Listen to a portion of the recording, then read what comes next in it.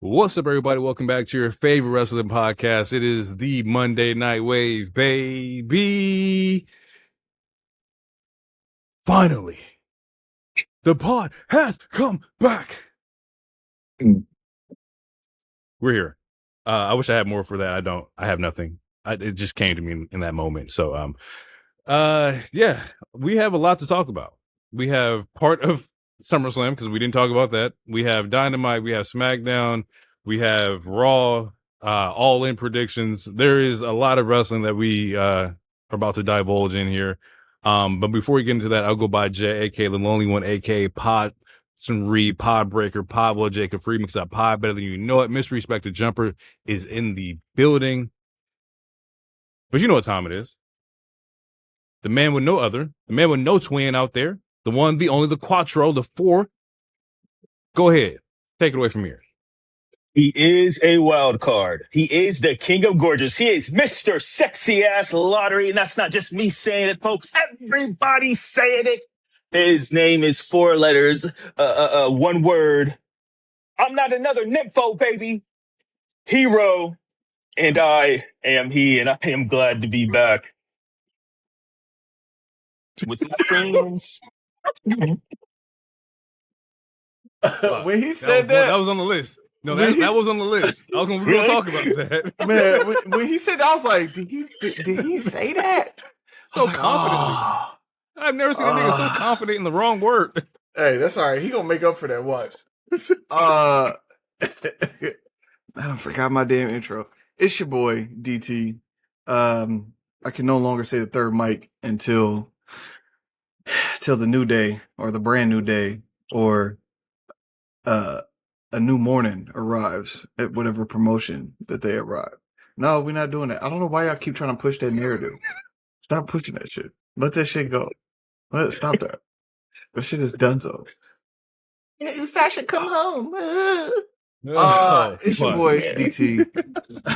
Let's get to it. Before we get into anything, we got to start off with a belated birthday from my nigga here. You know? Yeah, happy birthday. The listeners out there, the millions and millions.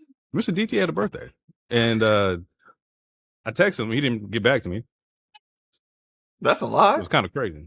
I sent you a text. For real? That nigga left me on red. Hey, damn. I apologize. Thank you. If I really did leave you on red, I apologize. That's my bad. I appreciate it.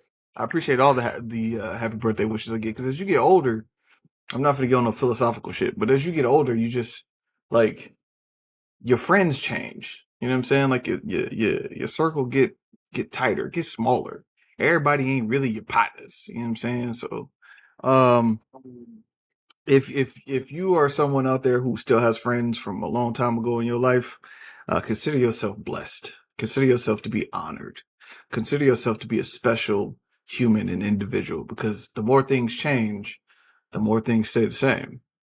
So, and if people still fucking with you 15, 20 years from the time that they met you, you know what I'm saying? Clearly you must be a good motherfucker. You feel me? So, shout out to myself. Shout out to my peoples. Shout out to my dogs. And like Aubrey Graham said, for all the dogs. What'd you end up doing? Nigga, what I've always wanted to do for my birthday. Nothing. I finally accomplished nothing. Now, next year, I will actually do something, you know what I'm saying? Laura said the same. I'll make it willingly. But this year, finally, I did nothing. There was no pressure of, hey, your birthday coming up. What you gonna do? Nigga, I don't know. My nigga, why do I have to plan my birthday? My nigga, why I got to plan the party for me? And then I plan it. Okay, yeah, go ahead. Listen. Are you if your significant other plans something for your birthday, you're like, okay, that's cool, we're good to go? Or are you the nigga don't plan anything on my birthday? Here's the thing. I'm the nigga that don't realize, which is part of the reason why I said what I said at the beginning. I don't realize how much people, God, it's gonna sound like I'm too bone horn here. How much people care for me or care that I exist. I just, every day is a grind. Niggas trying to make it and not die and live as long as they can. So, like, I kind of take for granted the fact that people care that I exist in some way, shape, form, or fashion. Or in some cases, I just don't think that highly of myself on on other people's radar. I think highly of myself for me, but like, I don't think people like, oh man, that nigga DT birthday coming up, man.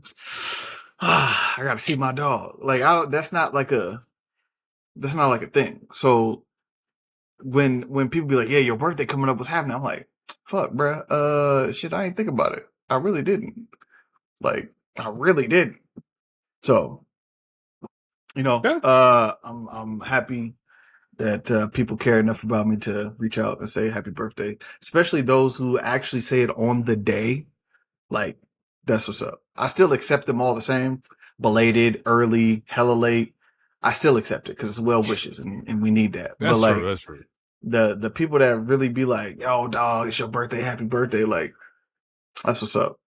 I do real quick before we get off the topic of my birthday. I got some hate. And this is sub hate. This is sub hate. With somebody I've known a long time. This is how I found out me and Jalen Hurts got the same birthday. Somebody I knew a long time before Jalen Hurts ever existed wished Jalen Hurts a happy birthday before me. And I was like, okay, cool. He brought you a Super Bowl, but you know me longer, nigga. Like, what the fuck? What is this? I ain't never wished like a celebrity like happy birthday. Like, that just seemed odd to me. Like, does this person know Jalen Hurts? Is this like they know he exists in a city. That's what they know. And that he, so it's not and like you like. I thought this was like a high connect. Like, somebody like maybe do some footwear for. Yeah, nah. Nigga, what you want me to? Hell no, nigga. Nah. I just want to send a happy birthday shout out to my man Schoolboy Q. Like, nigga, nah, weird that is. Yeah. No, just like, no. But no, it's cool. I was just like, damn. Like, I guess he just took a nigga birthday, huh? Snatched my chain. It's football season. That's why I brought that up. Fuck the Eagles. True. It is football season. I'm ready. Let's start.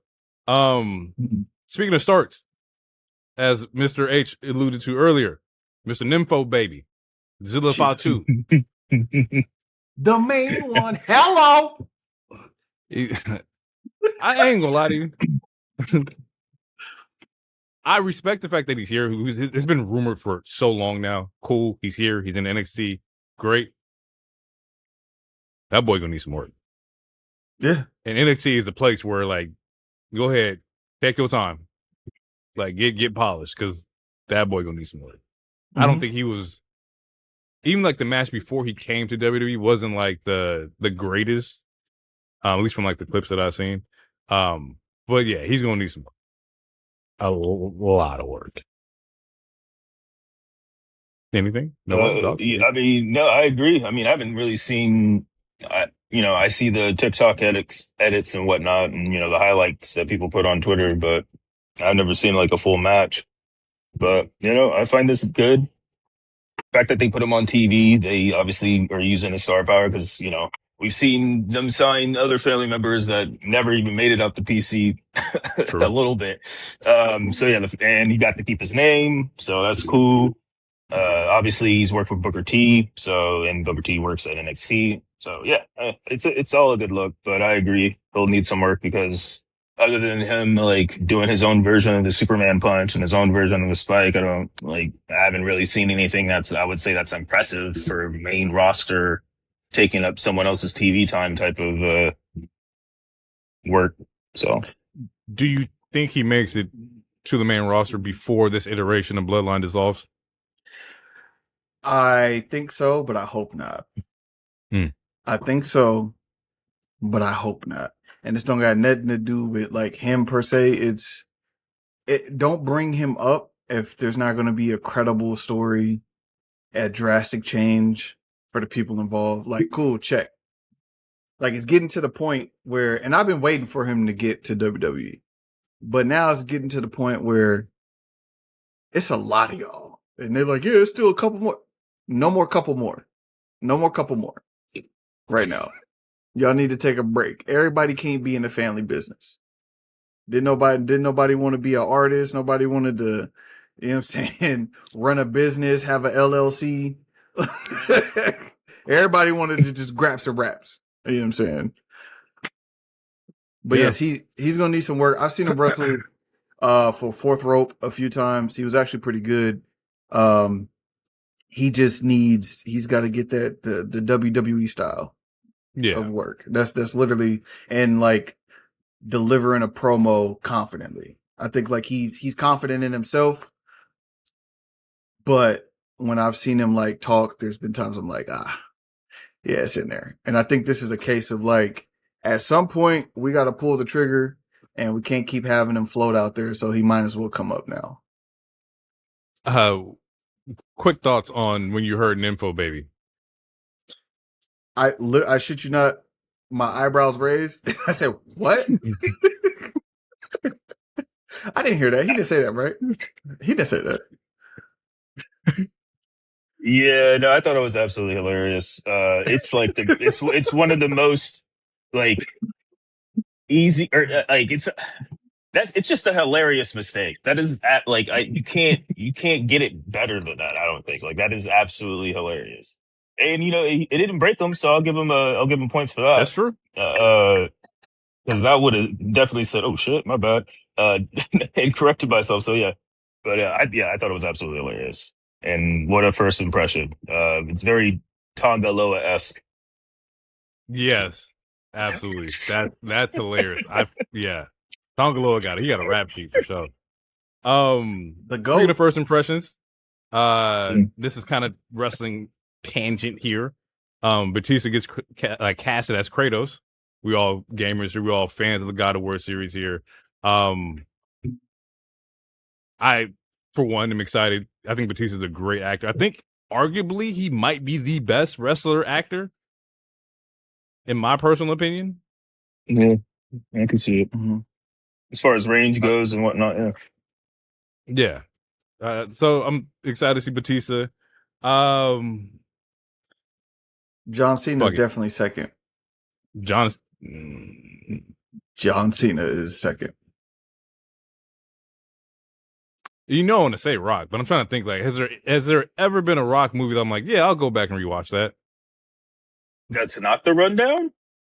Nah. Yeah, The Rundown is good. That's F5 not for me at least. Fast 5? Fast 5 is good. Yeah. But I mean, he's a supporting character in that role. I don't know if that counts or not. But, you know. He was the draw for that movie. He was the draw for that movie. What a great segue. Speaking of draw, I've only in my lifetime did a what the fuck moment at my phone twice. Once was LeBron going to the Lakers, and the second was seeing that Ilya's contract expired. Legit what the fuck moments. For those listening, Ilya let his contract expire. He's no longer with the company currently. I think it officially expires in October. I thought it was free to go as of today. I thought he's good to go. Okay. From what I've seen, once again, I don't know shit. I'm just reading shit on. DT, you have a very odd look here. You have something to say?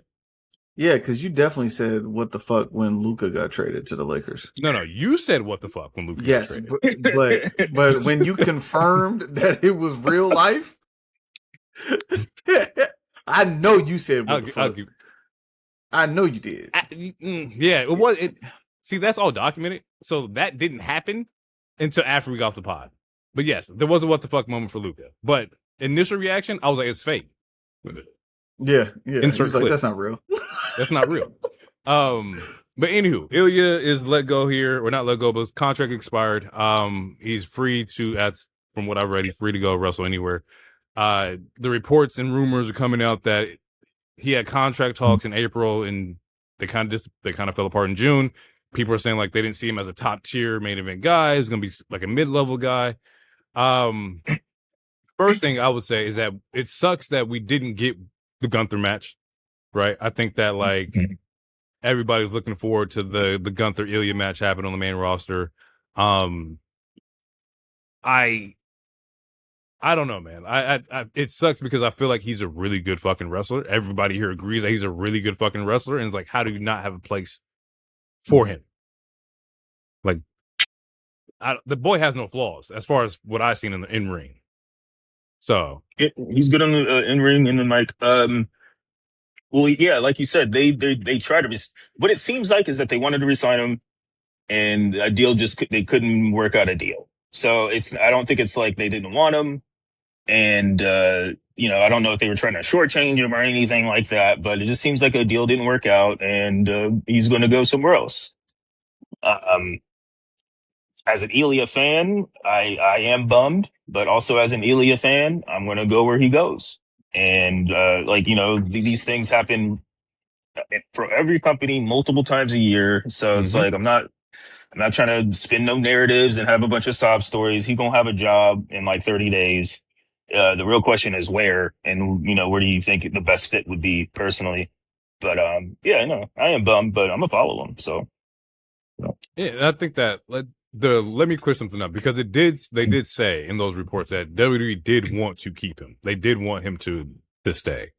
I just don't know like in what capacity that looked like, especially when you consider like, and maybe that's kind of why Corbin came back, right? He's like, okay, we're losing people. We needed somebody to come in and fill in that role for the mid-title or mid-tier belt here. It's just very interesting. It doesn't go, I'm not going to fucking sugarcoat it here. I would love to see him in AEW, even though it is very fucking crowded right now. But I would love to see Fletcher versus Ilya. I think that'd be a great fucking match.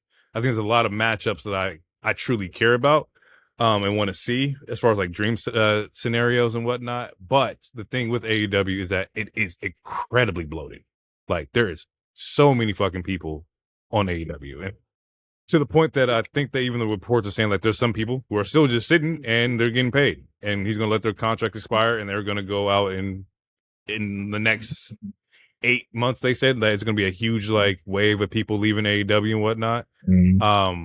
So and maybe that could be the case. Why you pick him up and then just wait the 8 months and everybody's fucking out the door? I don't know, but it would be I don't know where you place him. Like, he would definitely be like mid-tier with the Ciampa, the Fletchers, the fucking Andrades and whatnot. But yeah, like, I have nothing else besides that. I have an idea, but DT can talk first or next. Since he hasn't spoke yet.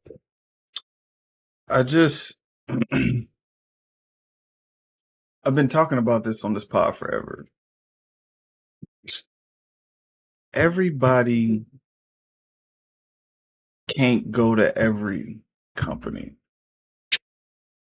Like it's we hopping from one company to another. There needs to be one more. I don't know who funds it, how they get the TV viewing, but there's too many people in the wrestling pipeline.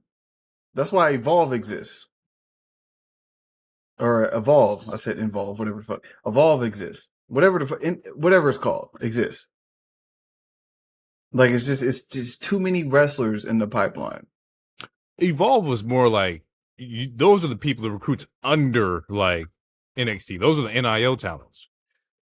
No, when Evolve first got started, it was all the people that they couldn't push to the main card that had been in NXT forever.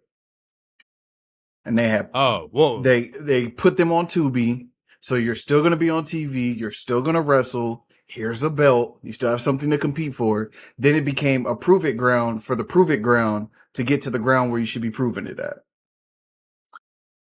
And I guess like overall, the point is that like the promotion thing is that it doesn't exist.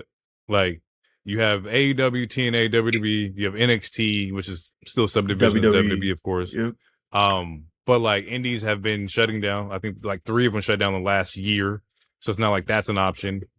UK indies don't exist anymore. That's from the whole WWE UK thing that kind of killed their fucking scene. I mean, you still have most of COVID and the Me Too movement, but WWE was a part of it. Yeah, they have there's one more over there. I forgot the name of it. But it's not as a thriving scene as it once was. It used to be indie shows that happened everywhere, right? Like, and indie promotions were happening everywhere. But I would say that, you know, COVID did play a huge part in that as well, because most of those places were surviving off of like event to event. You know, the sustainability just wasn't there.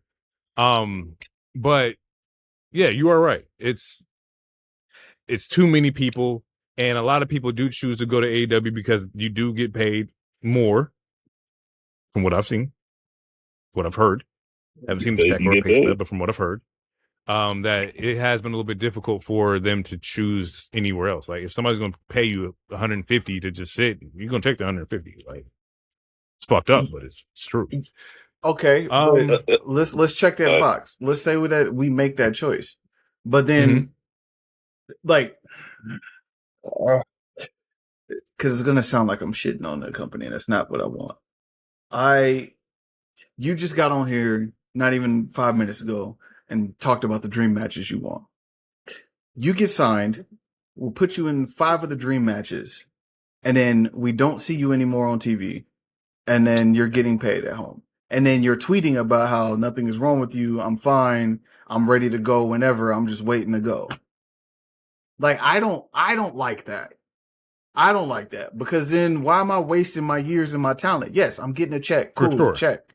But if you love wrestling and you're passionate about it and you want to get out there and you want to perform and you want to do all these things, I want those people to be able to do that. And I have no other way of expressing that. I don't have the means or infrastructure to change that. I'm just expressing my opinion to say that, like, the fact that we're automatically pegging New Day, potentially Bailey, Ilya, so on and so forth, to go to AEW. Like, what about the rest of the people on that roster? And then what happens? They get released, then they go to NXT, and then there's people that are on NXT that have been on NXT for 3 years that either can't cut it or whatever, then they get pushed to Evolve. Now you got junior AEW NXT, and then they're waiting to get up to the main roster, but they're not getting up to the main roster because we just got a new crop of talent from NXT that we're trying to put in these places, and we're waiting for niggas that's still wrestling, like motherfucking Jericho and Edge and Christian and Rey Mysterio. Love Rey Mysterio. He just had a banger of a match. Rey Mysterio and all these old ass niggas that I love, that we all love, that you niggas will not get the fuck out the way. They just won't. Well, you know, CM Punk is having this nigga's having a run. He is having a run. I don't think I've seen a bad CM Punk match since he been back. Except for the one with, wait, who was that? There might be one. The Cody match. Yes, that is the one. But that was the most recent one. Out of his 2-year run, he had one bad match. He's had one bad match. And he, like, he's having a hell of a run. But also, like, all right, my nigga, like, after you and KO do your thing, after you make amends with all the people you shit on by wrestling them and losing to them and giving them great stories, how much longer are you gonna be here? No disrespect to Charles Murphy Punk, but that's just I just want to know. Roman Reigns, love that nigga, but like, all right, bro. Like, right. But, go ahead, Edge. Okay. Anyway, to get back to what we were originally talking about, real quick. I honestly, and this idea is, or this, what I'm thinking is, it depends on how fast if he wants to go back to WWE, and how fast he would want to go back. And if, let's say he wants to do something, like he wants to get back to the E as quick as possible, I think TNA is the best option. And not only because they have a slight partnership, but I think TNA is the best option because they lost Joe Hendry and they lost Cruz Montana. That place is wide open for someone to take it over and be the new star. They don't have, like, they have Nick Nemeth and Jeff Hardy fighting for the main title right now. They have no one to be like that main star that can possibly bring them to the new level. He could easily pull a Naomi, go there for like a year or two. He's obviously, like we said, he's good on the mic. He's good in the ring. He has cool presentation. He could easily take over that company, and they'll sign him back in a heartbeat. Or, but yeah, you go to. the thing with TNA, what kills me is that it's the money aspect. It's getting paid. It's like, regardless of like, what your position on TNA, it's like, at the end of the day, you still got bills. You still got things to take care of. You still got a family to take care of. It's like, if they're not paying you that, then you can't go. It's the same reason why I think that, like, maybe I would have sent them to New Japan, but New Japan's also not paying what AEW's paying. They're not paying what WWE's paying. It's like, if people are going to take these pay cuts, right, leaving WWE or whatever the case may be, you're still trying to like find ways to supplement that income. You're already in a niche field already as being a wrestler, so it's very hard for you to find, well, I'll go to TNA and then I'll do these indie bookings and XYZ, or you should go to fucking AEW. You get the dual contract shit. Now you're working in Mexico and you work in AEW. Like, there's like, you're taking it back. People are going to AEW because they're paying more. That's the simplest like reason why. Well, that, and of course, like, being out of like the way WWE runs things, but you're just getting paid more. I don't know anybody who leave WWE and go to TNA when you were already had that route there. Naomi did. That's the example I used. Yeah, but she left and she couldn't come back at the time. She couldn't come back, and I don't think she would be back if Vince still ran it. That was a completely different like scenario, right? Like, I don't think that had Vince stayed, Naomi would be back in WWE. In my personal, but I don't know shit. Yeah. Well, I mean, my whole thing was like, my main point is just that like there is a vacuum or a void of stars there, and someone with that kind of charisma and that kind of work ethic could easily take it over and be the QB1 over there. And I think he would have that, like, yeah. Ilya would have been crazy in AAA. Oh yeah, totally. That would have been like a taker pick. You pick up Ilya and put him in AAA, it would have been fucking nuts. Yeah. And, I don't know. Maybe they did offer them that stuff. I don't know. Brand swap was announced. It's about time, right? We're seeing that there's some rumors of a potential brand swap and people going from one show to the other show. And so before we get into all these shows this week lined up, anybody you want to see traded for who, I mentioned in the group chat that at some point it probably will be Cody for Punk. Just because Cody hasn't been on Raw in fucking forever. That one aside, is there any trades here that you would like to see go from one place to another? It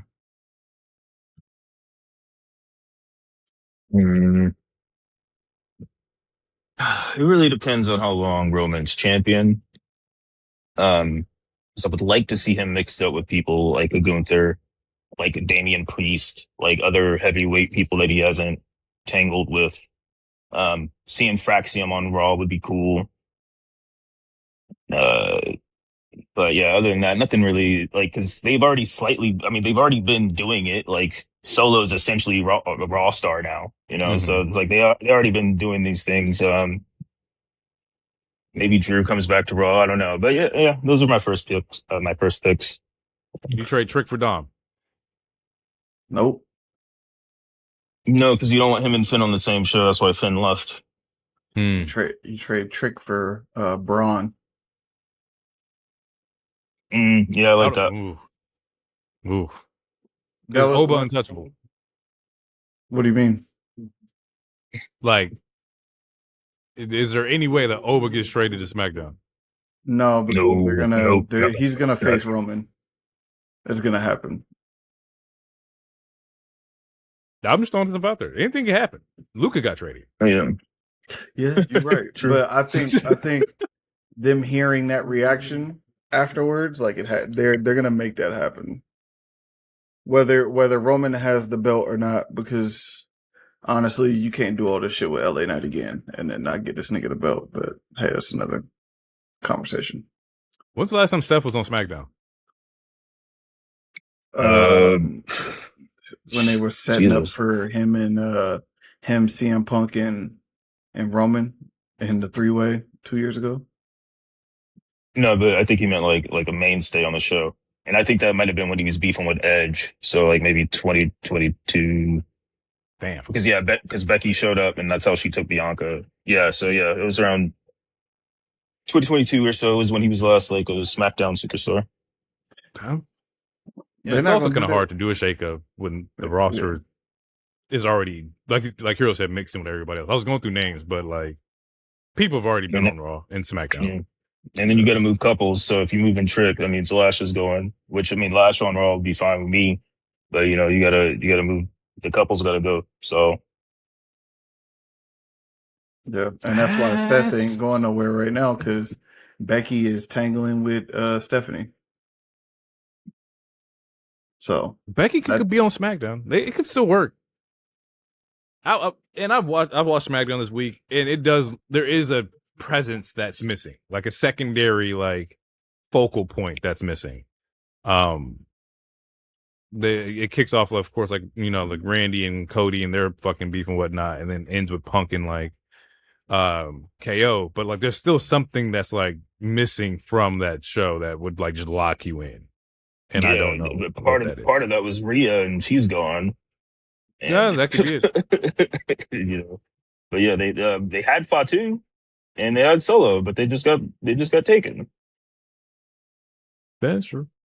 Before we get into the show, I'm going to run through night 2. I just need quick thoughts here of SummerSlam because we didn't do it. Initial thoughts of KO popping up at SummerSlam, opening the show here. I was like, it was cool. There was rumors and shit, line and whatnot.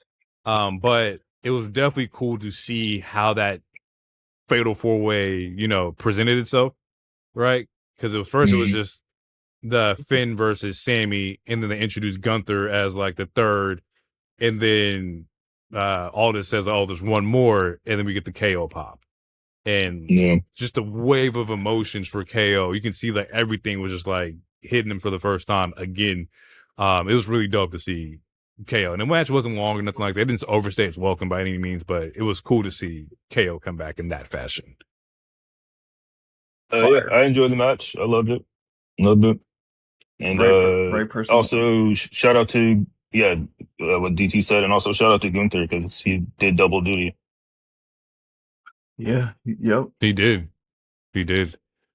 And we'll talk about Korb and Trick, but that was the SummerSlam night 2 was the night that Korb beat Trick for the belt. Did not see that coming. And we'll talk about that story as, we pod here. Chelsea being interim world champion. I think DT did call that out in his predictions that Chelsea was his pick here. Interim was the only thing that bothered me. Mm-hmm. Yeah, it looks like they're slowly getting rid of that. Yeah, it looks like they're slowly dropping it. We'll see. Human Money was in a pole match. I never want to see anything like that ever again in my life. It doesn't need to exist. I was sports entertained. I wanted my money back. I haven't paid for it. Chad and Penta, also great showing. Chad ends up getting the IC belt, which is something he's been longing to do. He gets it in his hometown. His family's there. He just had a banger match with Rey. We'll talk about that in a little bit too. Heat. And then Seth and Roman. Anything that you two want to say here? Anything that you want to get off your chest here? They needed to shave 10 minutes off that match. Like that whole, once they left the ring and they did all that walk fighting, the match didn't really pick back up until they got back in the ring. But other than that, it was a fine match. The ending was okay. Yeah. What part of it? You mean like the shaking the hands and like the acknowledging each other? Like, what do you? Him overcoming the chair, I guess, shows some. I forgot about that. Some growth, and then the fist bump. But then you fast forward till now, it's almost like it never happened. So, DT. The back half of the match was great. The front half of the match was meh. Yeah, I enjoyed the match though, but it took until the back half of the match for it to really, really be fire. All right, well, let's jump into Raw here. I won't get into like the details of the promo that kicks off the show, but we do see like Stephanie comes out and from last week, it seems that she is in this world title picture between, or three-way picture here between Becky, Liv, and Stephanie here. She cut the promo, which was fine. I didn't know, when the hell did Stephanie come back? When did I miss that? The night after SummerSlam. So the Raw after SummerSlam. Definitely didn't remember that at all. I was like, when the fuck did she come back? And now we're in this cycle here where we're running back the Vacare angle with Liv. I honestly hope this is more of a pivot to Becky and Vacare rather than like anything to do with Liv right now. I don't know. It feels that way. That's what I needed. Yeah. And they're slowly like they're using Liv and the hate for Liv. I don't know if the online hate is translating, but the hate of Liv, like acknowledging the fact that she doesn't defend the title, to turn Becky face. Because if you like, I see. Becky hasn't, her delivery and her promos and hasn't been Trump-esque like it was just 2 months ago. Even the way she's still saying, everybody's saying it, they're saying whatever. She's not saying it the same way anymore. And when her music hits, when she interrupts Liv, there's a pop now. So she was getting booed, but now they're using Liv as a catalyst to make Becky a face. Does Becky need to be world champion right now? Is that like something does there need to be a shift here? Is that the temperature check right now? It'll what's the word? It'll lift the belt up because she'll defend it every week. What's your thoughts, George? Becky? She doesn't need to get it. I mean, I feel like she'll have it sometime, if not by Mania or at Mania. But I wouldn't say she needs to get it, especially if the goal is to elevate Steph and Bex, because they don't need a title to do that.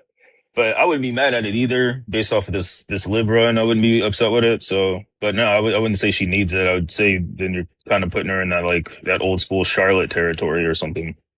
Becky doesn't need a title to like elevate the division, but you know, every time she's had a title and elevated talent, it's definitely helped. So, yeah, honestly, either way. And going back to what you said here, the Liv run, it hasn't been a run. It's just been. I almost feel like it's a placeholder. Like you just see every week that Liv comes out, I don't feel champion vibes, right? I don't know how to like. I don't know if that makes sense. Like I'm not getting like, oh, world champion here, we're afraid. Or she's carrying segments. Like I don't think she carried the segment. I think if it wasn't Becky and back here, I don't think that it would be quite interesting to me with Liv. And this all can change in a week, but like just right now, I'm not feeling like she's an important figure here. Keeping in the realm here, this Raw was also the Raw full of the tournament qualifiers for the Mexico City show. So you saw a lot of like WWE versus like AAA talent.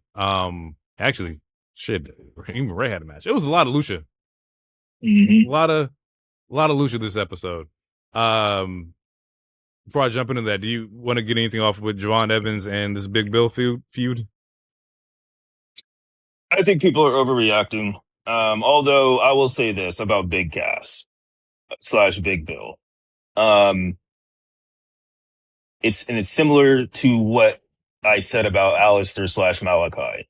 You left this company, did some indie stuff, went to the AEW, and now you're back here, and essentially you're the same character. And it's like, you guys had plenty of time to workshop something different. Just to give him a manager or anything. Like he looks in great shape, so I'll give him that. But yeah, I just feel like they could have done something more with him instead of like he's literally the same dude he was essentially before he left WWE, and he's the same dude that he is in AEW. And now he's just back. He just has like 2 more abs. But yeah, as far as the reaction goes, I think people are overreacting. Like Javon needs, no pun intended, but he needs a big heel. Like he needs a big mountain to overcome. And like when we finally see him hit that OG cutter on Big Cass, like it's gonna get a crazy ass pop. So like it's just something for him to do. And it's his second real feud on the main roster. Like so, I don't know. I'm fine with it. I think the reaction was just overreactionary. How would you have debuted Bill if you were able to change something? What would you have changed? Would you have put him in a tag? Would you have made him interfere with somebody else? Like, what creatively would you have done?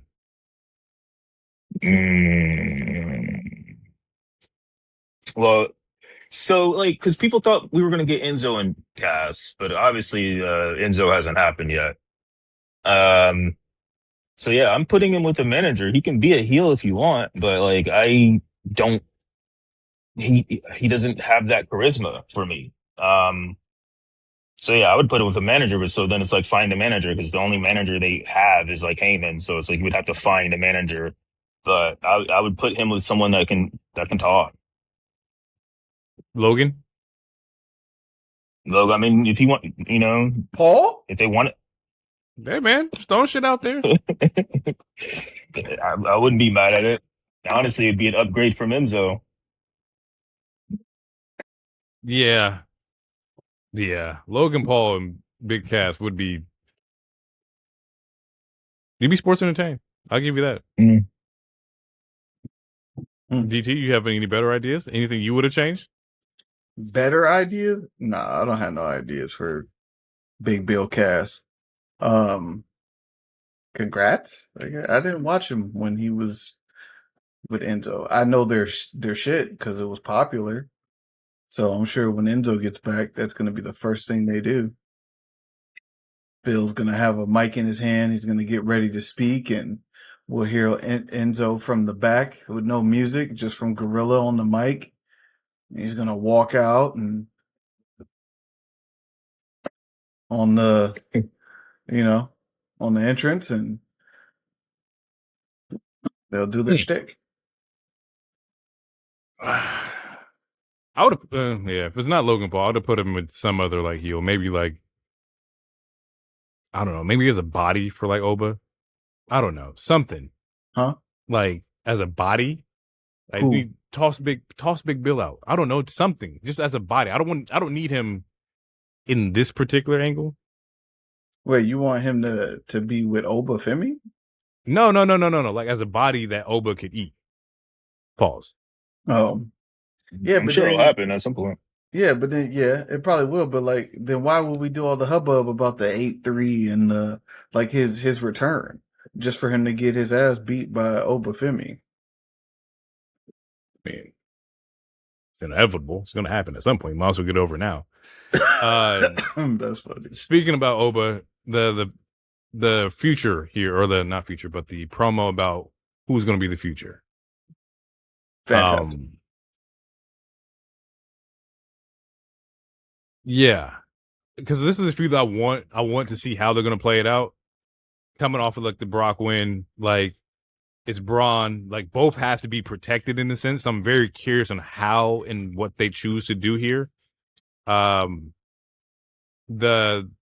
side dealings of Heyman with Oba, like the behind the back shaking the hand and everything like that. Like, do we think Oba is going to be a Heyman guy? He doesn't need. Nah. He does not need Heyman for anything. He doesn't. I agree with you, but I'm just saying from story purposes here, is that what they're angling? Is that he's going to be a Heyman guy? Sure, you can. From a story purpose, you can angle debate to infuriate Bron or to try to get the best out of Bron, but this Saturday night main event match is going to end with the Vision interrupting the match and probably annoying Braun Breaker because he's trying to prove something. And then the moment that Homeboy's tricep is healed, he's out of that bitch. The moment that nigga can do anything with his arms, Braun is out of there. He's out of the Vision. And is this the person you're thinking of, Bronson Reed? It looks like he's close to coming back. So I thought you were talking about Logan. Oh, I thought he was talking about Bronson Reed. Oh yeah, Logan did try to tear the tricep. Well, Yeah, no, I was anyway, talking about Bronson Reed is going to be a whole different. When he comes back, I don't even think they're gonna. It's gonna be like the MIB. They're gonna act like that vision shit didn't even happen with Bronson because his whole physique is different. I would just put Bronson. I would put Bronson on SmackDown, and wouldn't even acknowledge. I wouldn't even fucking acknowledge that the last year and a half happened. I would just whoever is next to get the belt or has that championship belt, that's who Bronson Reed would attack if with the moment he comes back. We wouldn't even act. The vision didn't even happen. Y'all didn't even see that nigga in the vision. The only thing I would say is if I was Bronson is I beat Roman Reigns. I beat Roman Reigns, and you can list whoever else he's beat, Seth Rollins, whoever. But that vision shit did not happen. I don't know what y'all was talking about.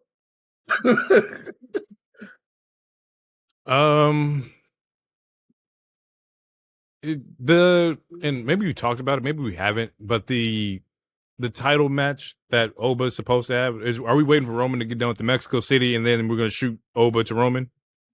Is that the play? It depends because then there's War Games. Fuck. And there's still LA Knight. Yeah. You can't have him hovering around and which not that's supposed to be a a Money in the shot. Bank, possibly. So yeah, bro, that shit might not happen till Rumble. They're holding that shit out till WrestleMania. That's their WrestleMania match. That's they night two. That's they night two wrestle. Yeah, he came in at number one and eliminated 30 niggas. Or well, not 30, 18 people. And then this next Royal Rumble, he's going to eliminate however many people, and he's going to win it. And like people are going to start chanting OTC when Roman or when Oba wins, because that's what the people want. We're gonna give you what you want. You're just gonna wait for it. Like you said, we're gonna edge you out. Ain't that what you said? They did say that. Yep. Goddamn edge. Well, why would he need to win the Rumble if he already has a title match? That's logical. I just don't think it's happening until you. Would you would carry over his title shot from King of the Ring all the way to you would carry it over like a Money in the Bank situation? I thought you meant like they would have the championship match at Rumble. That's what I said originally. But that's what I thought. I mean, that's the soonest you could do it. But if or like I was liking what DT was saying, or you can save that as the Mania.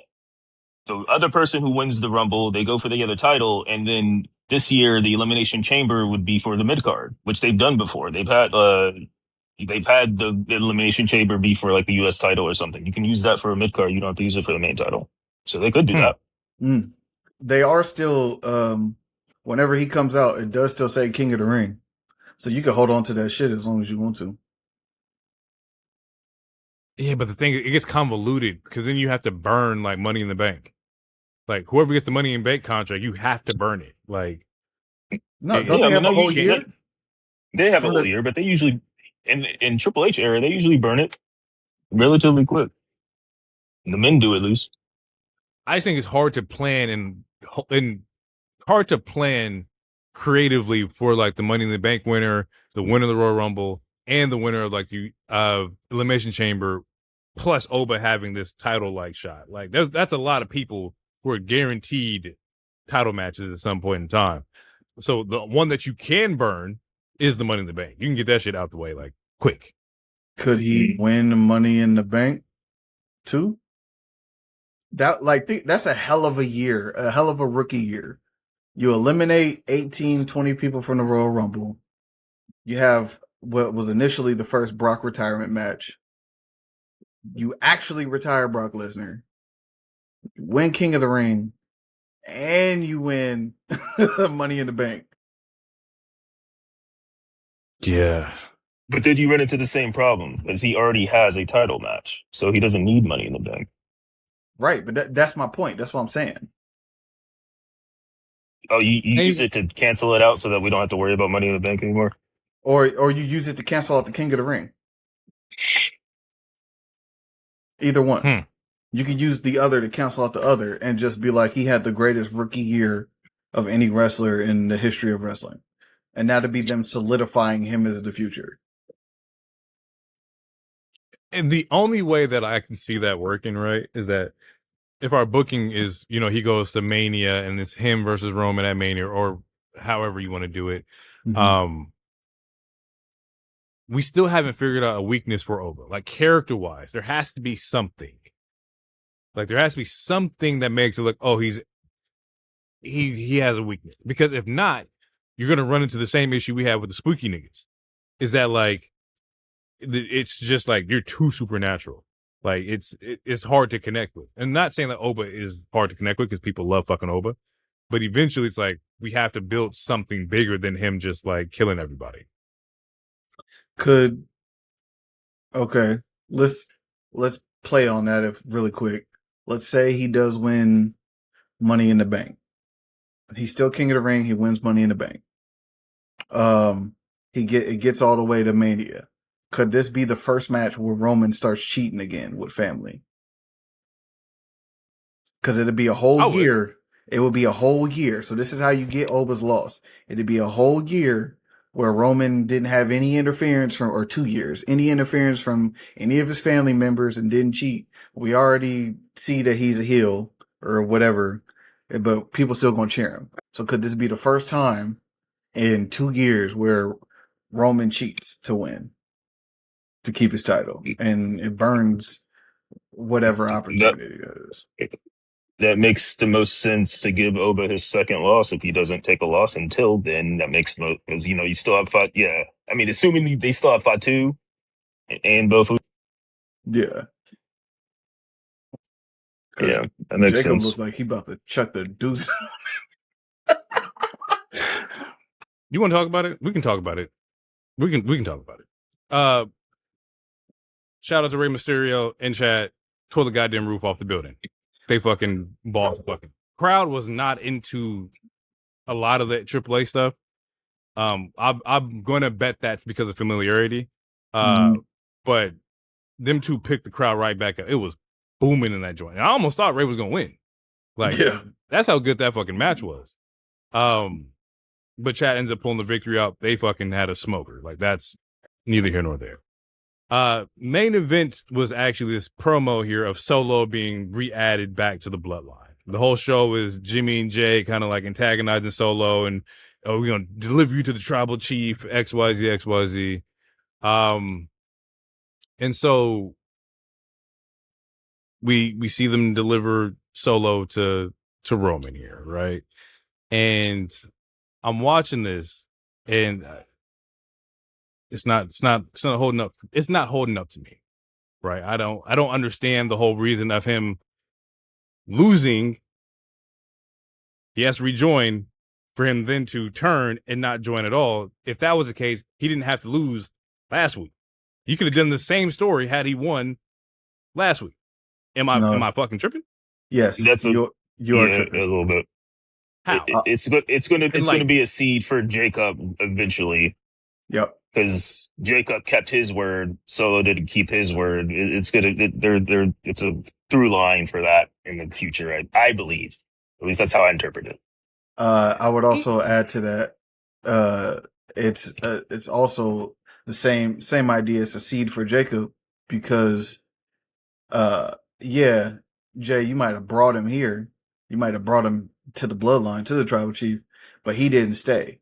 And then on top of that, you told me to stand in the corner and not touch him, and now all y'all niggas is laid out. And you said they the captains, and I gotta listen to them. But this shit is not effective. That whole shit pissed me the fuck off. Right, very confusing. The whole thing, the whole Roman like. These are my commanders over. I'm going to give them Ula follow. They got these black Ula follows or whatever. Now they're like, oh, and I get it because it's going to make Jacobson back to like, nigga, I'm the one who does all the goddamn work with his punk ass. Like, I get it. I understand. I know what they're doing here, but like the whole promo with Roman, I was over it, bro. The whole like, Jacob trying to get in. He's like, "You're still in my moment." When is it? What? When has he ever said like what? What are we doing here, bro? Like you're wasting my time, cuz like what are we doing? Yeah. I mean, if I further explain it, it's gonna sound like I'm caping for the shit. I get what they're trying to do, but you know, It's just it's not hidden like it's supposed to, and it's hard to watch. It's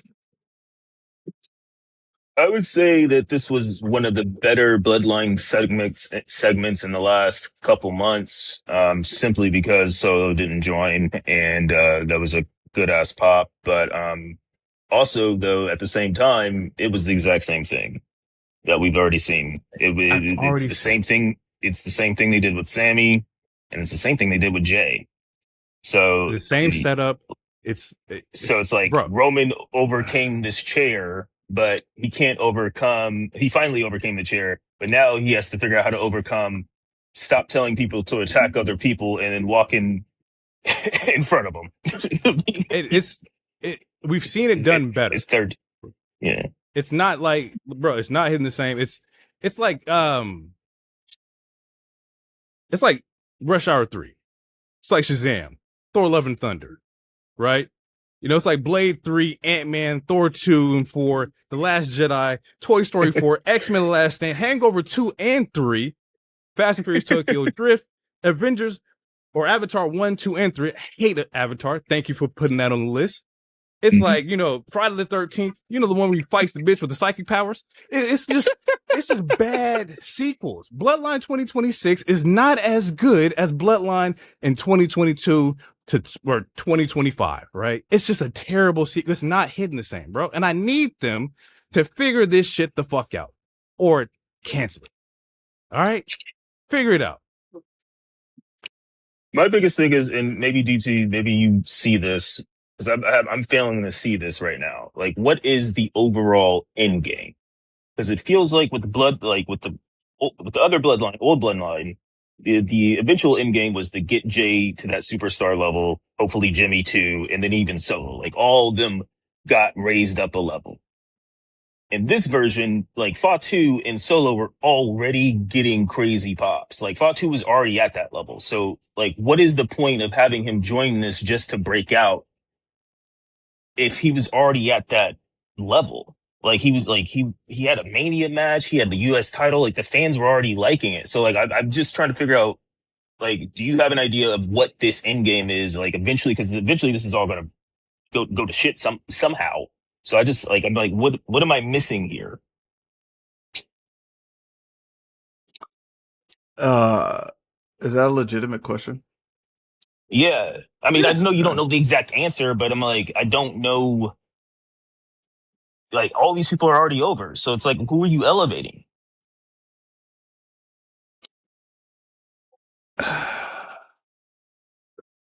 Could there be an opportunity to I don't know what's the way to put it, because they've had those. Yeah, no, I'm a holdout. I'm a wait. Mhm.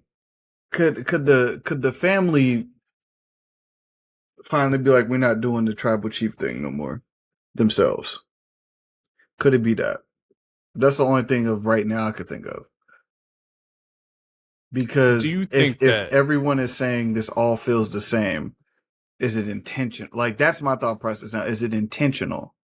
For as much as we heard Roman in the beginning of, I want my family with me, I want it to be different and not y'all serving me, da da da da. Maybe he doesn't know how to do something, like maybe he doesn't know how to do it any other way. And maybe finally the family ends up getting tired of it. That's like, I don't know. I'm not in the room, so I don't know. Mm-hmm. But it's one of those scenarios where I'm giving them grace because there's so much equity that Jey was talking about. It don't feel like, and then he named a 3-year period. He said, this don't feel like, and then named a 3-year period. I don't foresee this story, quote unquote, being another 3 years. They also can't make the bloodline any bigger just because you got a bunch of cousins. Like, it's getting to that point where, like, all right, we expect Zilla Fatu at some point. Like, the Survivor Series is in Houston. He's from Houston. Like, to think he's not going to be doing something in Houston, to me, is, like, not smart. So, how many more cousins is going to pop up on the main roster at this point?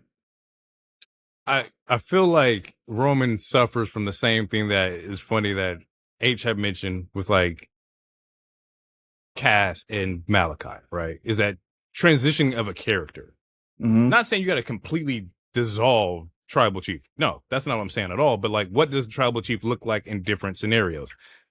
Different, I don't know, like not surrounded by his family, even though he does his best work around his family. I get that.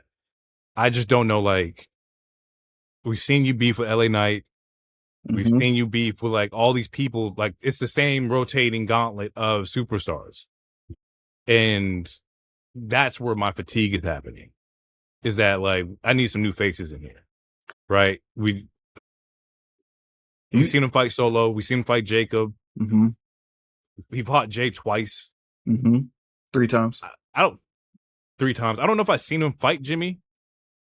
I don't know if I got to look that up. But like, it's never like, it's he the choked same. The shit out of Jimmy. He did. But like, I don't want to see fight Cody.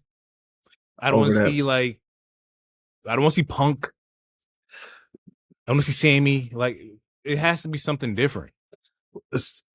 I'm not leaning towards, like, if you would have asked me 2 years ago, 3 years ago, I would have leaned in towards the Dewey situation. I refuse to mention it and refuse to do it because I'm not, like, I truly don't. Like, if I were writing and I had the ability to pull in whoever I wanted, that would be the cap all for that. Is to have him come in, have him be the same final boss, have him sway the family, do whatever he needs to do, and puts an end to Roman as a tribal chief. If you want to send Roman off as a tribal chief, it's either him or Oba. And that's why people are excited to see Oba versus Roman, because they want someone they feel like can stand toe to toe against Roman, right? And have Roman actually be the underdog in the match, right? And have it feel that way. That's gonna feel new. That might be our Hogan Andre the Giant, right? Mm-hmm.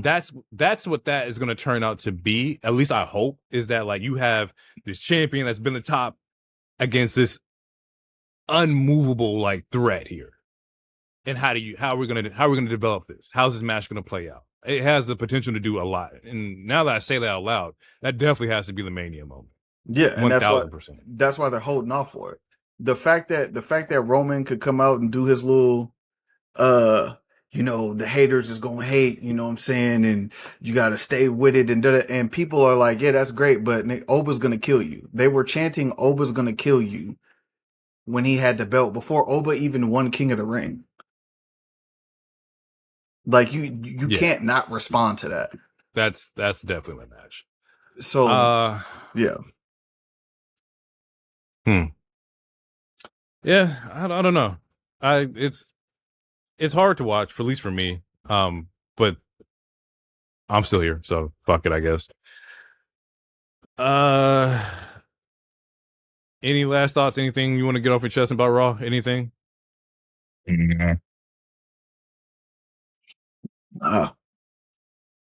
Cool. Every time Ray wrestles, he makes me shut up though, because I'll be the first one talking about, if you've been wrestling since the Attitude Era, you need to stop. And he was wrestling before there was an Attitude Era. Ray was wrestling when I was 2 years old. If you want to keep it a stack, it's like Ray is the best old wrestler. Like, he's the best 50-year-old wrestler currently. Like, that's maybe ever. Far margin. Maybe ever. Like, so I text Hero. I was like, yo, all that shit I said, I take all that back. He like the Bron of like wrestling. Like I don't know how you keep doing the shit that you're doing at, but I'm gonna enjoy it. I'm gonna enjoy it because the moment Ray retired, he put the mask up. He leave the mask in the ring. GG's, bro. I'm gonna go through AEW real quick. There's good things and there's bad things. There's things I also just don't fucking agree with. But here we go. I'm eager to hear that. Oh, I mean, the kicks off the show. Like it's Callis and versus Ospreay and his the United Empire friends. I was like, bro, you just turned on them for the Death Rider. You shouldn't be friends. They shouldn't be your friends. They shouldn't be here. That's not a thing. It's and maybe it's like, oh, it's just two of them and not the leader of the group, whatever. But you chose the Death Riders over them, and I was like, all right, I'm just going to skip this because it's not canon to me. This is fucking filler episodes here. I do like to mention it's DT's favorite segment here is get Kyle Fletcher out the Don Callis family. God damn, bro. Oh my. I tweeted Tony. I was like, bro, please, for the love of God. Like just I'm gonna shut up. I mean, but it seems like you're gonna get that. See, my thing is we got to be careful what we wish for, because when we get that, then that just means he's going to be fighting Don Callis for the next 2 years. So did he really? He's not wrong. He's not wrong. I'm excited for this match. I think Konosuke, Okada, Fletcher will be a dope fucking triple threat. I think that will be fire. I think it's going to steal the show. Okada's actually going to work. Then you got Kyle and Konosuke. Yeah, it's going to be a fucking crazy ass match. But the rumblings or the story that this showing here or telling here is that Don is putting all these people against Fletcher for his belt to keep the belt in the family, but he's like, it's my fucking title. Why are you creating matches for me? Like against people inside the family. There's some beef between him and fucking Okada. They're showing that on screen as well. So it may seem like we're getting Fletcher out, but like he said, he gets out, he's gonna keep fighting him. Every single one of them. Can I be honest? I'm hoping that this is, and I'm jumping again. I'm hoping that this is Omega's last match, so that we can move Fletcher out of the mid. He looked at me like I was crazy, but that's what I want. I was reading actually, but like it won't be. I hope not. Based on the way Kenny been frying fucking Ospreay, it don't seem like it should be. I want more for Kyle Fletcher, and this don't mean he got to go to WWE. I'm not asking for that. I just want better for him right now. That's it. Just right now, like that's it. I just don't know what that looks like. Like, because he's just been around the Don Callis family for at least 3 years now. See, and that's the problem, bro. I'm so sad. I'm right there with you. Fletcher is definitely main event level singles talent. Like you don't need the group. Boy's fucking star. But next segment here is Kenny and Ospreay. This promo also pissed me off. Ospreay talking about COVID and shit. It's 6 years ago, my nigga. Like everybody went through the same shit. It wasn't just you. And even he's like, oh, well, you guys have fans quicker than we did. Nigga, everybody was still fucked up. Like, it doesn't matter. Like, why are we talking about this, bro? Like, this it's not even relevant. It's week 3. Yeah, it's not relevant. Like you're talking about shit you did in Japan, bro. Like, what really irritates me about this damn feud is that when I question why they started this, Jay Loner, the way you pitched it to me, it sounded so damn good, and they if it was me, it would be good. If it was me, I had completely did not. They just did. They're making it very convoluted. It's very everyone's in the gray area, and both companies are doing this, by the way. Like Roman finally is a heel, quote unquote, but it's like he's been a heel this whole goddamn time. He's been paying attention, but it's like you keep having these baby faces fight each other as Punk and Cody and Punk and KO. Like you're having you're splitting the crowd. I don't know. Like this episode, it makes it seem like Kenny's the heel, but like I mean, based off of everything that Kenny's been saying, I'm siding with Kenny. He makes Osprey look like a dork, bro. Like you look like a dweeb, bro. If Kenny's barring you up and I'm siding with Kenny, bro, like I don't know what to tell you. I told you from like I think the last Redemption. I came here and said that like they turned him heel. Like, oh, Kenny's about to go heel. He struck first. He's gonna be the heel in this. And he's fucking killing him. Kenny's not a great talker. It's by far probably his weakest point is him doing promos. And he has been fucking frying Ospreay. It makes no sense. It makes no sense to the point to where like he should not lose. Like at all. I don't care where we at.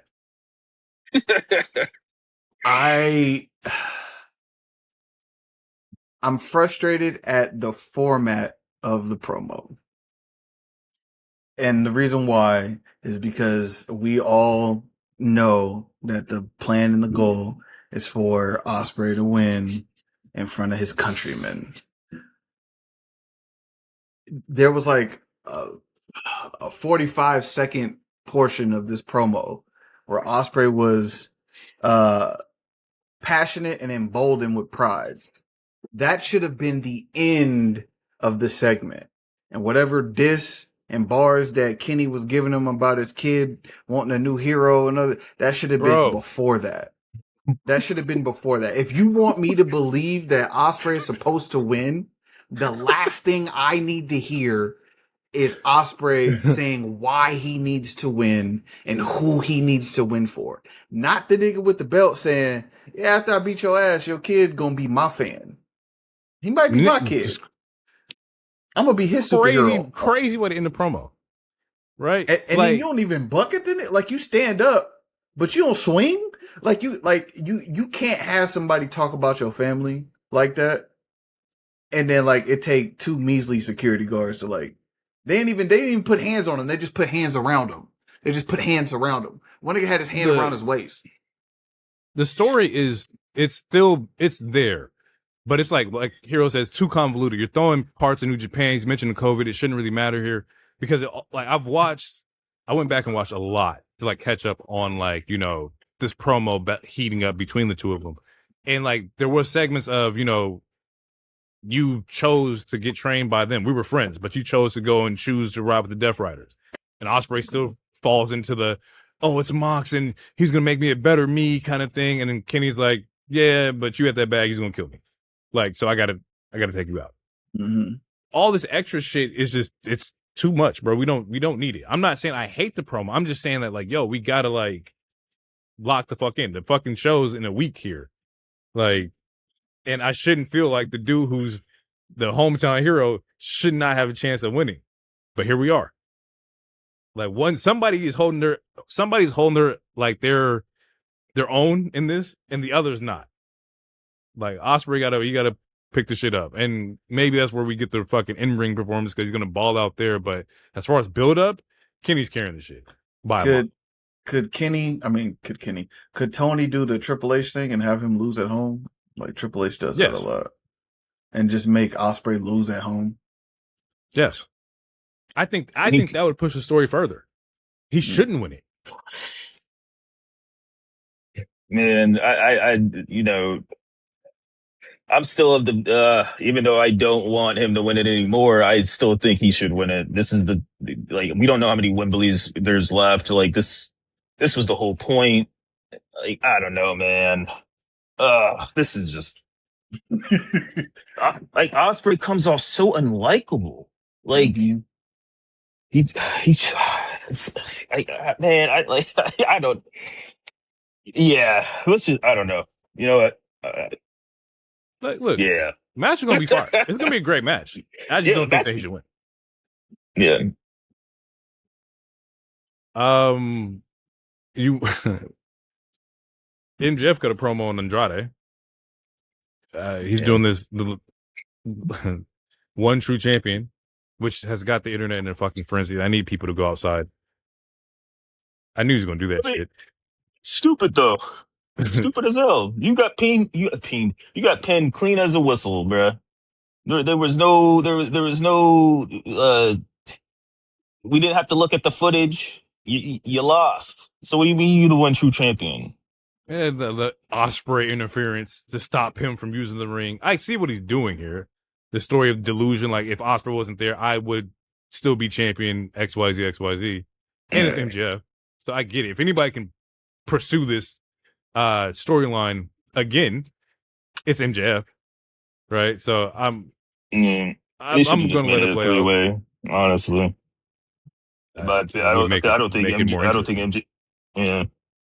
Yeah, But we got to get this Andrade MJF match. They've been hinting at this forever. Like it's probably been building up for maybe 8 weeks or whatever.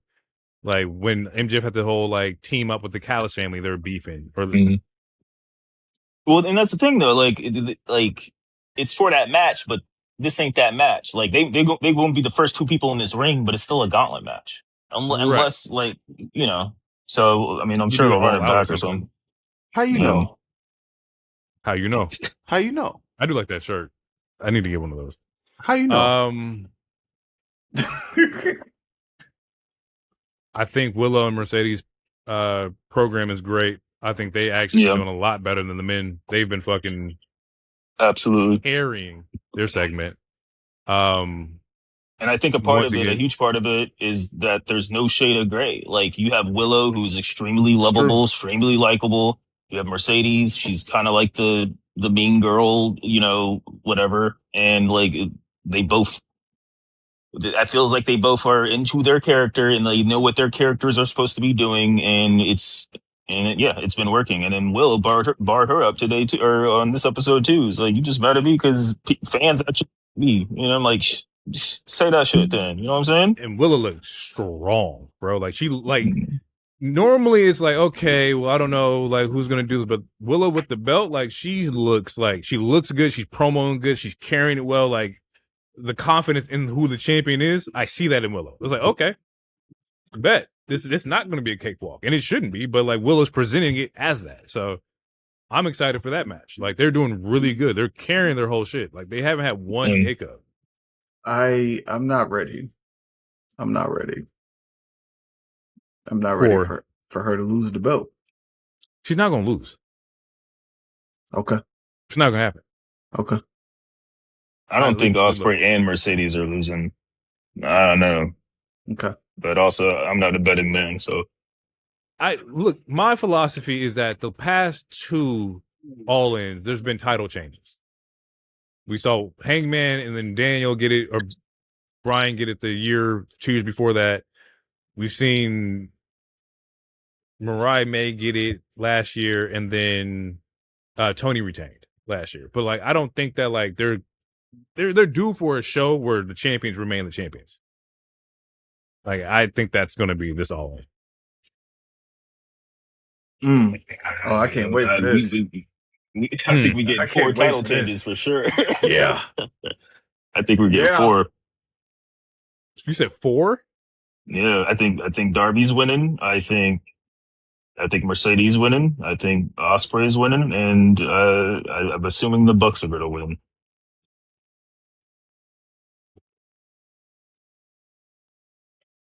Nah, that's a lot. Oh no, that's a lot.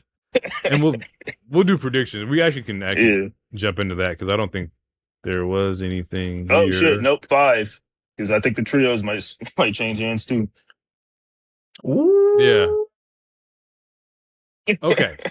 As the show stands now, Willow versus Mercedes. You guys have Mercedes getting the belt here. I'm going to go Willow. I want Willow. Let me be very clear. Okay. In my sentence and statement.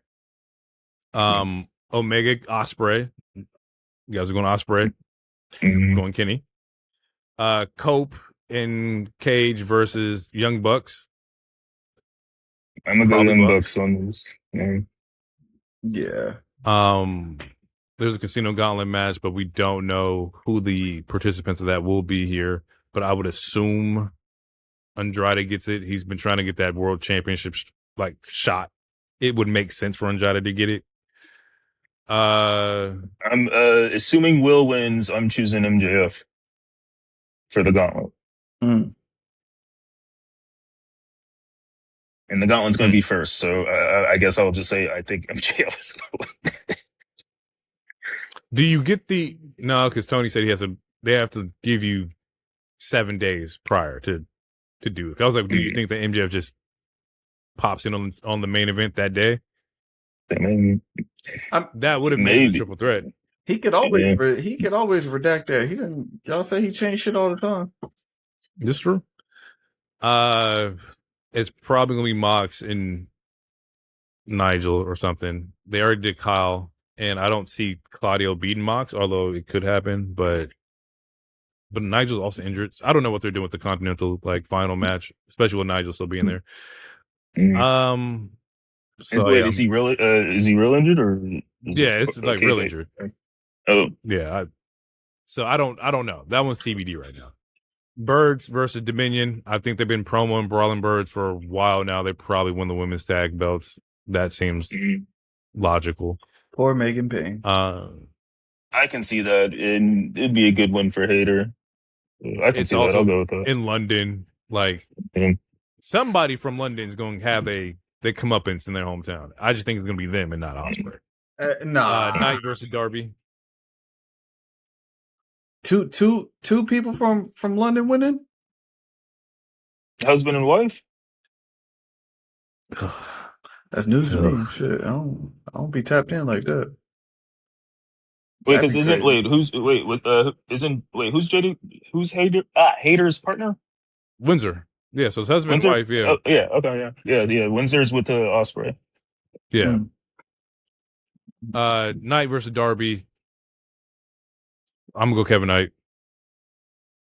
I would like Kevin Knight to retain, but I feel like Darby might win this, get his TNT title reign back. Who do I dislike more? Damn. Don Callis or Darby? God, no, you can't hate Kevin Knight. He don't do nothing. That's the point. I know. Kevin Knight retains. Fletcher, Kanosuke, Okada.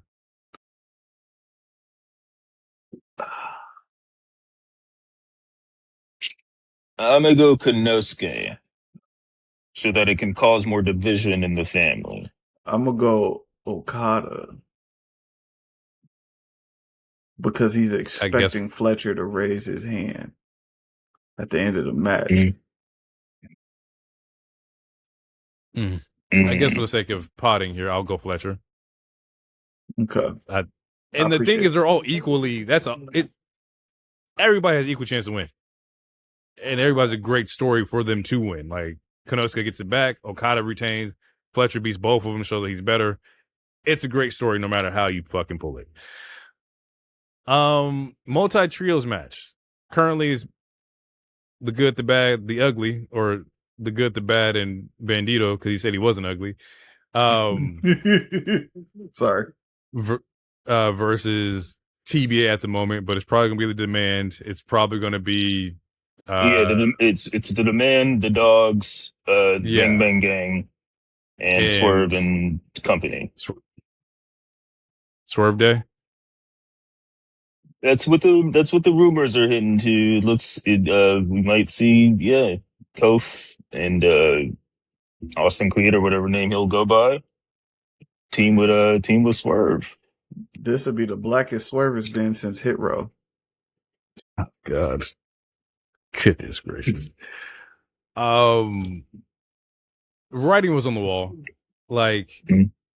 There's promos that he was having with Hangman and Trio's business. I sent it to the group chat. I was like, why the fuck? Why would he be here? You ain't got no partners. You ain't got no friends. And it's like, oh shit, okay. I see what they're doing here. Would I be surprised if he comes out with somebody that's not them? Absolutely. But would it make sense more for New Day to pop up on Matt and Nick after they win? For sure. And they probably still could do both. But I for sure thought at the end of the tag team match, you would get that standoff between Kof and Woods and Matt and Nick Jackson. Like that's shit. That would be, you can do them both for the picture.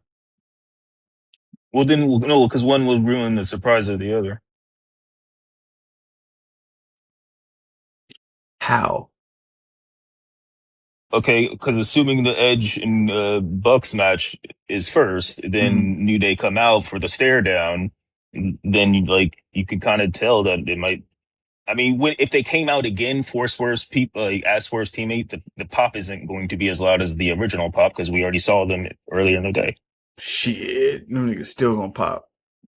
I mean, yeah, still pop, but it's like when they did Daniel Bryan or Bryan Danielson and Adam Cole back to back. It's like you wasting pops. Like you could have just debuted them like that 2 shit. No, that days. shit was fucking crazy. It was Two like pops they were in one night was fucking nuts. 3 minutes apart. It's like you could It was have. fucking crazy. It was fire, waited. but it was like I never. Now I'm thinking back on that. 2 pops back to back is nuts. Would you prefer the Young Bucks pop or would you prefer the Trios pop? If you had to pick one, He gonna say the If Young I had- Bucks because he don't like Swerve. both things are true, but I do think that I like without being biased, I do think the Bucks pop would be better because that's one of the dream matches in tag team world that people have always been wanting, and I think just having see, I can see the picture in my mind of them standing face to face with Wembley Stadium in the back. I can see that picture. So if I had to choose between one of the pops, I'd choose that one. yeah, I think in the tag team setting, which what this will be, Cole, Cage, Bucks, like New Day, like it just fits. Like these are the upper echelon of tag teams in wrestling history. Like it just makes sense that you guys put yourselves there and not in the trios. Like trios is great. Don't get me wrong, but I feel like the stare down would make more sense to me personally. Yeah. Yeah. Yeah, that's what they got so far. So we'll see how that's all set up. All In is August 30th. So that's next Sunday, in Wembley. That's ironic. What's ironic? Mm. Fantasy football. Oh, you think like I'm just taking this trip to London? Oh, boy. Would that be a crazy pop if I just like sent y'all a picture of like, oh, I'm in London. Oh, shit. Nah. Just all of a sudden you can't do. Yeah, it's cool. You want some merch? If I go to the show, would you like a shirt? No, I don't want nothing. What I want for you is the show. I'll bring you back a CEO puppet. How about that? Nigga, I will burn you.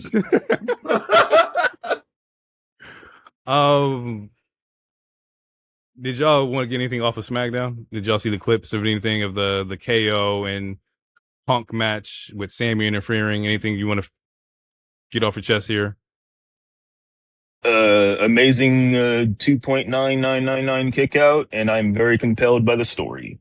Like I said in the group chats, I don't know, SmackDown to me, as far as like with the stories with all the characters, especially in the men's main title scene, is just to me been more interesting. So I'm looking forward to see where this goes next. Since Sammy went full, I'm attacking everybody now. So yeah, I'm excited to see how that goes. Great match. And God, I literally was like, Sammy's going to interfere in this match. He has to. Because you're not going to have KO lose to Punk. And Punk just got the belt. He just got the belt. So, shout out to Sammy. This is one of those ones where, like, again, like, as much as I understand the story implications of Sammy doing it, I don't need to see KO and Sammy beef again. They've done this a lot. They're always good, but we've been here. It's the Triple H and Shawn Michaels. We beef and get back together, beef and get back together, beef and get back together. That is a good analogy. And we really fuck with each other in real life, which is why we can beef and get back together. And the matches are great. Don't get it twisted. Sammy and KO, when they tangle, it's top tier. It's just like, God damn it, bro. Hey, you had the unsanctioned match as one of your best matches of that year. I still ain't seen nothing better in WWE. I'll tell you that. To this day? This day. I'm a sicko. You know that. That match gave me everything I was looking for. It was blood, it was violence. Like, they won't give me nothing. Like, that unsanctioned is the top tier for me. It was highly produced. It was a great match. Like, it's just my cup of tea, man. And then last thing, I was about to say, I'm not mad at that. At the 5-minute match with Corbin? Yeah.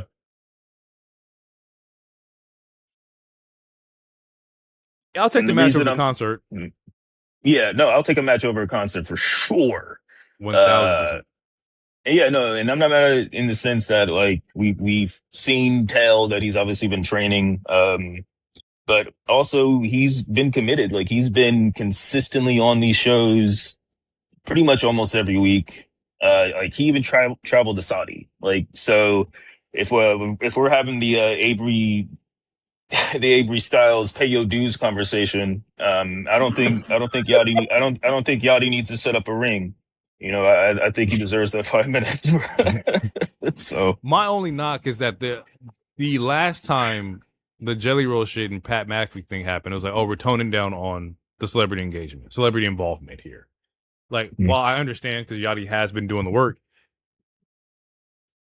this was not even a year ago, right? Like, what the fuck? Like, yeah, but it can't be both ways. It's not McAfee and it's not Jelly Roll.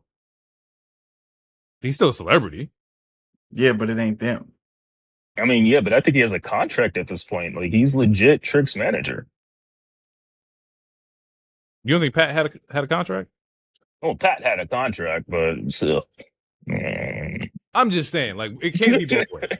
Nigga, like, you can't tell me one thing and then do another thing. And I'm cool with Yachty. I've been on this show praising what Yachty's doing. Mm-hmm. Like, it's just, figure it out for me.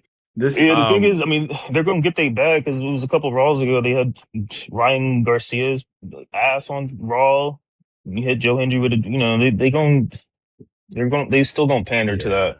But as long as it's ruin a match where you're adding Pat McAfee to a feud that doesn't need it, like if it's not that, then like you know, you just gotta let it go, I guess. You're right, and I can take it. It's not in like the world title picture. Mid card, we can live with this. Yeah. I think two things. One, Baron Corbin is going to be safe with Yachty in the ring. So Yachty not gonna die, not for real. Yeah, Baron Corbin is he's a good worker, good wrestler. Safe worker. I might not like his voice all the time, but he can fucking work. And then the second thing is, I think this is a mechanism for Trick. I think Trick might get the belt back, but he's not gonna stay in the mid card much longer. Especially now that Cody is not up there and like So, and depending on how long Punk has the belt, I'm not saying he's going to be the one to take it from him, but him and Punk have had a good relationship from what I remember seeing. So, and nigga, we talked about it last pod. Like Trick winning Rumble would be crazy. Trick winning Money in the Bank would be insane. Would be crazy. So I don't, like I said, I think this is a mechanism to get him to that next level.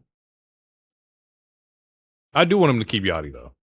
I don't want that. I don't want him to go to the next level and then we got to get rid of Yachty. Like I think they have a really good like on-screen pairing. Like everything they've been doing has been working really well. Yeah. Like let it rock. And he not trying to outshine Trick. He don't think he's doing a match and he like. They're essentially giving him some burn because he's put in all the work, but he doesn't think that he's bigger than the program. He knows Trick is the dude. And I think I like it a lot because it feels like us. It's culture. It's like when you see it, it's like they're not doing anything, I don't know, like weird that they would make random black people do, not WWE, but you know, like you get in situations where like, why are they doing this? Like, why are they talking like this? Why are they over exaggerating certain things? Like for them, it's just like, we just fly as shit. You can't fuck with us. And I like that. Like, I like, it doesn't feel forced or like they're pandering or, you know, trying to get the black audience. Like it feels natural. You saying it doesn't feel like Crime Time? Those are some good brothers. But yeah, essentially. Yeah. They're not wearing do-rags. Like, Oh shit. No. yeah, this nigga. And I guess that shouldn't matter. It shouldn't matter whether black people wear do-rags or not, because, you know, we got Penn State in the coke ring, like them boys out there wilding. So, Man. What? You didn't hear about that? You didn't hear about that? That's off everything. I mean, we were right here. Penn State got like it's a crime ring that was ran out of like their frat house. Yeah, there was a big like, drug bust. Like they were slanging that Pusha T. They were serving the white out the White House? Serving the white out the White House. So bad that the pledges, that was their job. They had to package that shit up. Oh, they was really... So you saying it was like the Carter. It was some Nino Brown shit. It was definitely some Nino Brown shit. He had these niggas butt naked packaging coke. In the frat house. You're lying. Yeah, no, bro. It was crazy. Like, man. If you just type in Penn State, it should be the first thing that pops up. Type in Penn State now, and then the Jerry Sandusky stuff will. From Sandusky to Sandusky. I forgot we were still recording. I did not mean to make a dark joke like that. Okay. 14 individuals, including 13 current or former Penn State students, have been charged for their roles in a massive cocaine trafficking ring. Operating out of two major fraternity houses, the lucrative operation distributed drugs across campus. Bro, they saw that shit on Power. That's all that was. They saw that shit on Power with Tariq when he went to college and he was moving Ye. That's all that was. That's the funniest shit, though, is that at least maybe like 2 or 3 weeks ago, like the internet was in this uproar of like whether or not the black students at the HBCUs should be wearing bonnets and shit like that. It's like these niggas are slanging coke. Whatever the fuck you want. Mm-hmm. They had a whole operation. A whole op, nigga. Wear your bonnet, King. Like, dude, put on the flip flops, the pajamas. Make sure you go to class. I don't give a fuck. They selling crack in suits. Yes, like, they're dope dealers. They're dope dealers. Nigga, like, telling you, do bro, what you want to do. It's cool when they do it. It's a problem when we do it. Fuck them. And like that, we gone. All right. Anything you want to get off here before we get out of here? Anybody has anything to say? Follow us on all the socials. Facts. Monday Night Wave, WAB. Just, love and protect each other. And stay away from geese. You said beast or yeast? Geese. Like the bird. Yeah. Yeah, man. Okay. Domestic terrorists. Okay. They are. Fair. They are. If you see a flock of geese, you're in trouble. A gander, if you see a gander of geese, you're in trouble. Before we get out of here, got to finish my list here. Please, by all means, stay away from these bad sequels. All right? Rush Hour 3, Shazam, Thor: Love and Thunder, Home Alone 3, Dusk Till Dawn 2, Spider-Man 3, Scary Movie 3, 4, and 5. Big facts. Once again, Blade 3, Ant-Man 3, Thor 2 and 4, The Last Jedi, Toy Story 4, X-Men: The Last Stand, Hangover 2 and 3, Fast and Furious Tokyo Drift, Avatar 1, 2, and 3. Anything with Medea in it, because, yeah. Friday the 13th, once again, when the one where he fights the bitch with the psychic powers. Big Mama's House 2, Amazing Spider-Man 2, Zack Snyder's Justice League, The Wolverine 1 and 2. Every single Land Before Time after the first one, The Lion King 2, Space Jam 2, Indiana Jones and the Crystal Skull. Stay away from them. They are terrible sequels. And that is brought to you by the Monday Night Wave. Believe in the wave. Two Space Cowboys.